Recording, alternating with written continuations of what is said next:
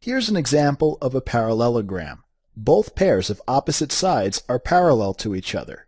Now if you look at this side on the bottom, it appears to be congruent to the opposite side up here, meaning they have the same length. Similarly, this side on the left seems to be congruent to the opposite side on the right. Let's see if we can prove that these opposite sides have the same length, using what you already know about parallelograms, parallel lines, and triangles. So first, take a look at this red angle down here. Which other angle in this parallelogram is definitely congruent to the red one? If you're not sure, or if you want to work through a proof of this, click down here. Exactly, opposite angles in parallelograms are always congruent. So this angle down here has the same measure as the opposite angle up here, and this yellow angle has the same measure as its opposite angle down here. Next, let's draw in a diagonal from this corner, or vertex, to this one down here. You can think of this diagonal as a transversal cutting across these two parallel sides. Now take a look at these two blue angles. They lie between the two parallel lines and are on different sides of the transversal. What's the special name given to pairs of angles like these? Your answer should have two key words in it, and if you're not sure, ask for a hint or click over here to review. Precisely, these blue angles are alternate interior angles, which are always congruent to each other. Now instead of seeing this as a parallelogram, you can think of this as two triangles, one over here and one over here. These two triangles share a common side, this diagonal.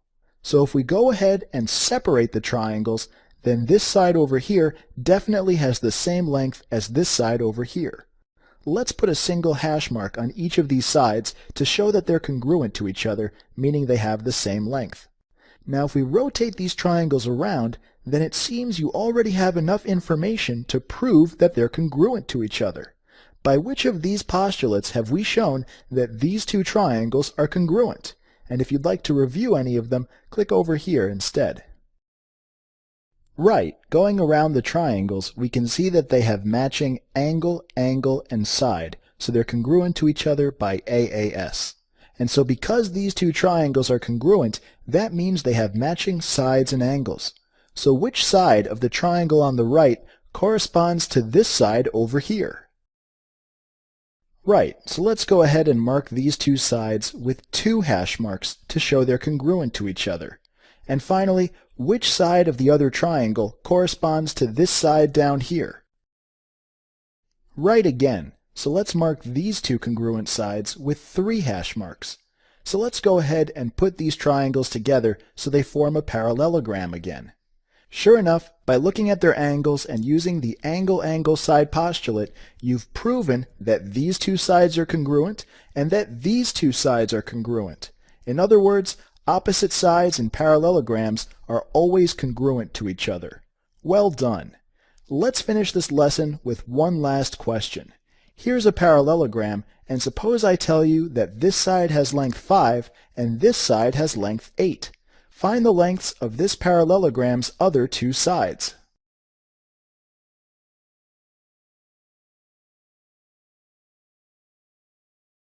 Here's an example of a parallelogram. Both pairs of opposite sides are parallel to each other. Let's highlight this side at the bottom. Which other side is definitely congruent to this side? If you're not sure, or if you want to work through a proof of this, click down here. Precisely, in every parallelogram, opposite sides are congruent, meaning they have the same length. We can indicate that these two sides are congruent by drawing a single hash mark on each one. Now in this lesson, we'll be looking at the diagonals of parallelograms, which are line segments between corners or vertices that are not connected. So here's one diagonal, and here's the other diagonal. They intersect or cross at this point here. Now if you look carefully at these two diagonals, they appear to bisect each other. Bisect means to cut in half, so we're saying that each of these diagonals splits the other into two equal segments. These two yellow segments on either side of the green diagonal have the same length, and these two green segments also have the same length. So here are two more quadrilaterals, and notice that this one on the left is another parallelogram. Let's draw in the two diagonals for these quadrilaterals. In which of these do the diagonals again bisect each other? Right, once again the diagonals bisect each other in the parallelogram. It turns out that in every parallelogram the diagonals always bisect each other. Let's see if you can prove this by applying what you know about parallel lines and triangles to this parallelogram up here. You already know that opposite sides of parallelograms are congruent. Next, let's extend these two parallel sides and draw in a few more angles. Of the four angles here, select two that represent a pair of alternate interior angles, or click down here to review instead. Right, these two angles are alternate interior angles. Next, go ahead and select another pair of alternate interior angles, and then we'll move ahead. Great, so let's go ahead and color both of these alternate interior angles red and these alternate interior angles yellow. Now you can think of these two diagonals as splitting the parallelogram up into four triangles, and here are two of them. Let's rotate this top one so that they're side by side. It seems that you already have enough information to prove that these two triangles are congruent to each other. By which of these postulates have we shown that these two triangles are congruent? And if you'd like to review any of these, click over here instead. Right, going around the triangles, we can see that they have matching angle, side, and angle, so they're congruent to each other by ASA. And so because these two triangles are congruent, that means they have matching sides and angles. So which side of the triangle on the right corresponds to this side over here? Right, so let's go ahead and mark these sides with two hash marks to show they're congruent to each other. And finally, which side of the other triangle corresponds to this side over here? Right again, so let's mark these congruent sides with three hash marks. So let's go ahead and put these triangles back where we found them so they're part of a larger parallelogram.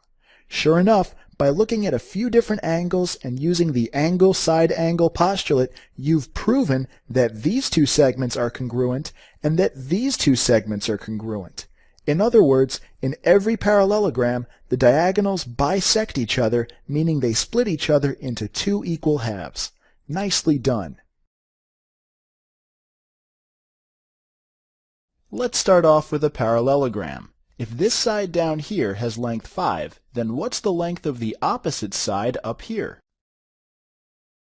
Right, this side also has length 5, and that's because opposite sides in parallelograms are always congruent, meaning they always have the same length. So these two sides are congruent, and this side on the left is congruent to the opposite side on the right. Next, take a look at these three parallelograms, and let's draw in their diagonals. For which parallelogram do the diagonals appear to be congruent, meaning they have the same length? Nicely done. In this parallelogram here, the two diagonals have the same length. But let's take a closer look. This is a special kind of parallelogram known as a rectangle. The angles in a rectangle, like this one over here, all have the same measure. So what's the measure of this angle? Exactly, this angle measures 90 degrees, so it's a right angle. In rectangles, all four angles are right angles. Now let's see if we can prove that for every rectangle, the diagonals are congruent, that they have the same length. First, because rectangles are also parallelograms, we know this side is congruent to the opposite side up here, so let's mark them both with a hash. And this side on the left is congruent to the opposite side on the right, so let's mark them with two hashes. Next, we'll be looking at this triangle with these three corners of the rectangle, and let's move it over here. And we'll also be looking at this triangle with these three corners, and let's move it over here. Now these triangles have two side lengths in common, and they both have right angles between their matching sides. So then, by which postulate are these two triangles congruent? Side, side, side, side, angle, side, angle, side, angle, or angle, angle, side? And click over here if you'd like to review any of these postulates. Excellent! So these two triangles are congruent by side, angle, side. So because these two triangles are congruent, that means that their corresponding sides and angles must also be congruent. So then take a look at this side over here. Which side of the purple triangle over here corresponds to this side and is therefore congruent to this side? Precisely, it's this side over here. So by side angle side, these two triangles are congruent, and that means these two sides have the same length. So now let's put these two triangles back into the rectangle. This side is actually one of the rectangle's diagonals, and this side is the other diagonal. So we've actually just proven, using the side angle side postulate, that in every rectangle the diagonals are always congruent. They always have the same length. So that's great. Now what if we flip this around and I tell you that a quadrilateral's diagonals have the same length? Does that mean that the quadrilateral must be a rectangle? The answer is no. Here are a few quadrilaterals that are not rectangles. Which one has diagonals that have the same length? Right, for this quadrilateral, the two diagonals have the same length, but it's definitely not a rectangle. So just because the diagonals of a quadrilateral are congruent, that doesn't mean it has to be a rectangle. But if you ever have a parallelogram whose diagonals have the same length, then you know that parallelogram must also be a rectangle. And here's a quick example. For this parallelogram, the diagonals have different lengths. The green one is shorter and the blue one is longer. But for this parallelogram, the diagonals have the same length, and sure enough, it's a rectangle. Okay, so for your final challenge, take a look at this rectangle here, and let's draw in its diagonals. The diagonals actually divide each other into 4 different segments, which we've given different colors. Suppose I tell you that this red segment over here, between the intersection of the diagonals and this vertex of the rectangle, has a length of 3. Then can you figure out the lengths of the other segments? Nicely done. They all have the same length. To prove this, you know that every rectangle is also a parallelogram, and in parallelograms, the two diagonals always bisect each other, meaning they divide each other into 2 equal parts. So for this diagonal here, if this half has length 3, then this half must also have length 3. Then, because it's a rectangle, that means if this diagonal has length 6, the other diagonal must also have length 6. And because it's being bisected, both segments have length 3. So yes, it turns out that all 4 of these segments have the same length. Which means you've also just proven that in every rectangle, the diagonals intersect to make 4 isosceles triangles. These two triangles are isosceles because they each have 2 equal sides, and these two triangles are also isosceles. So using the fact that a rectangle's diagonals are congruent, you can start proving other interesting properties of rectangles.